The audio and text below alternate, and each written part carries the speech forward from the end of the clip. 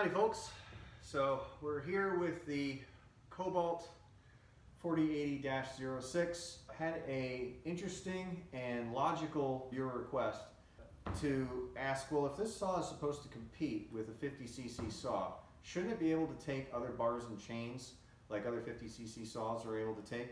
So for the purposes of this demo, a 20-inch Oregon bar and chain will be attempted to be placed on and utilized the Kobalt 2nd Gen 80-volt chainsaw.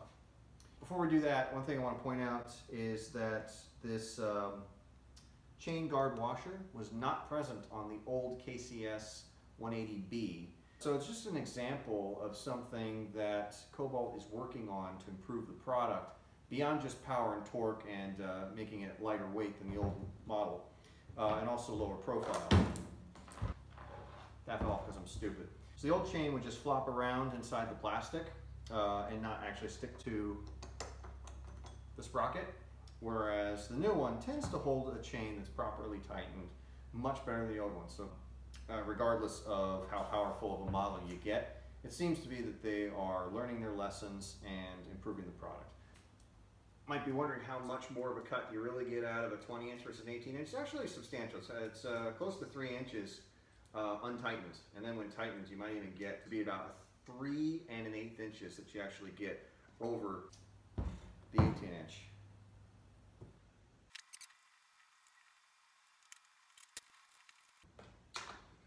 Okay, so there we have it.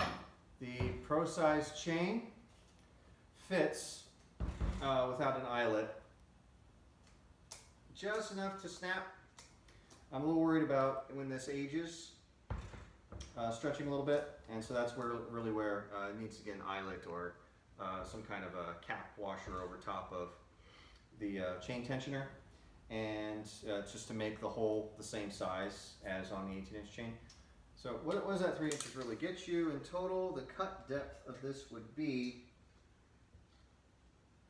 19 and I'm going to call it 7/16. So, you know, with the 3-inch difference on the 18-inch, you're really only getting about 16 inches of cut depth. It looks the part, but can it deliver? So for that, we're going to take it out in the woods. Stay tuned.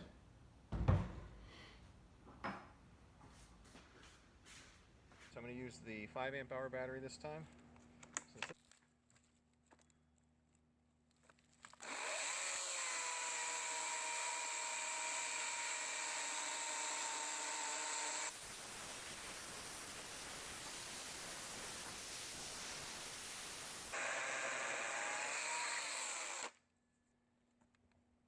Bars left. We're gonna make it.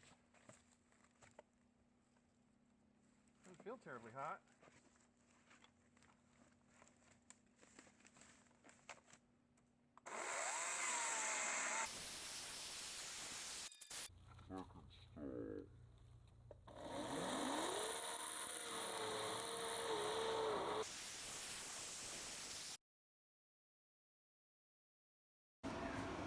So unfortunately that video cut out right as we were finishing cutting off that coffee table off the end of that log there.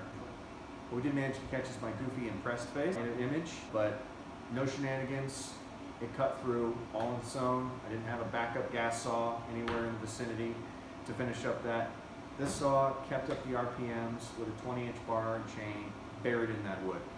So I would say this is a successful demonstration that the 4080-06 has the power and the torque to operate a 20-inch Oregon bar and chain. You know, only thing you gotta watch out for is if you try to force the blade instead of letting the blade do the work, you might actually have the blade speed so high buried into that wood that the sawdust chute can't keep up with, there's actually a whole bunch of sawdust in here. The sawdust chute can't keep up with extracting the sawdust fast enough. And that's how you actually get your jams. No overheating, nothing that I've witnessed on other battery-powered saws before. So I think this is a first, as far as I can tell. If you know of anybody else who's managed to mount a 20-inch bar and chain on an electric chainsaw, go ahead and leave a comment below. and let us know what you think. So, this is Chris Todd Country signing off.